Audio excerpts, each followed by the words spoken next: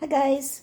Today I wanted to do a small little video about how I survive on government assistance of $1,500 a month. That includes rent, food, electricity, everything, internet, any social things I want to do. So I get about $1,000 from my CPP disability, and plus I get about another 500 from ODSP, Ontario Disability. So I am fortunate enough to have rent geared to income through, not through the Ontario government, but through the Canadian Mental Health Association. They have a set of apartments over some stores where I live, and they're lovely apartments, nice landlord.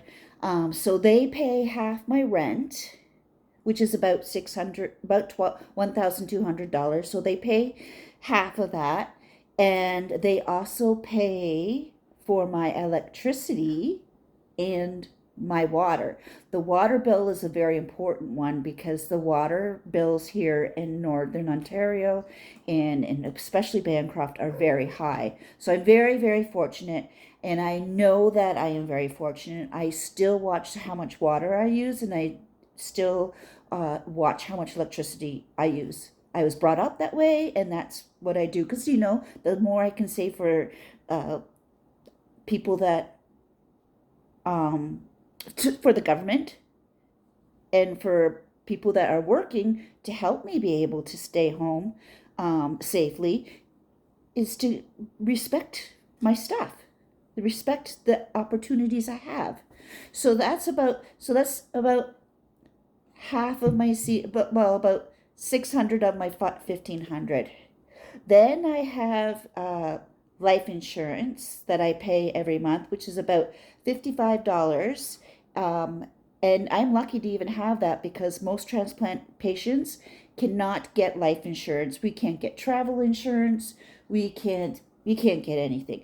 But recently, Canada is now, after you've had your transplant and you've been well for 5 years, you can apply for insurance. So I've got about, I think it is $35,000 life insurance. So, I just want to be cremated, and whatever's left over, my two children, it will be left for my two children, and they can split it. So I pay that every month. So half the rent, life insurance. Then I have my internet, which is about $100.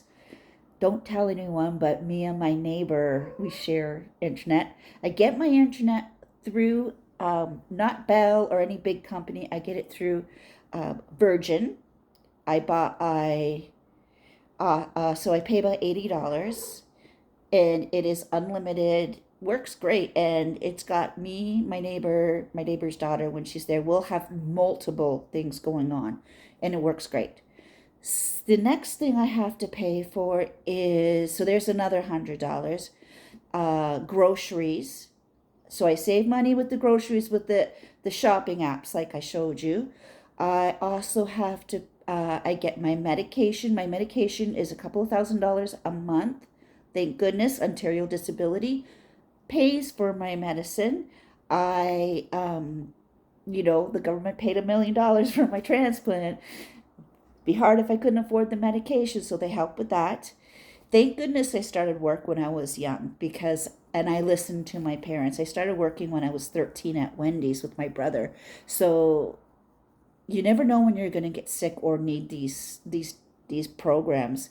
So that's that. And then I have to buy all my groceries. I pay for my daughter always needs help with my grandson, so I like to help out with snacks and stuff. So she knows where her kids, so the kids come to her house or my house, so we always have snacks for all the kids. What else do I have to pay for a bus pass? Um, and I pay every 3 months $25 for my internet TV. Do a special shorts on that one. I got a great deal, guys. I will share with you guys next. So anything that's what I do, and I that whatever's left, I have to survive on for the rest of the year. I do go to the food bank about once a month. I'll talk to that in another story. So, anyways, that's how I live on $1,500 a month. I got big news coming up on how I'm going to be making more money eventually. So stay tuned, hit like and subscribe, and I'll see you soon. Life being an early retirement person. Bye.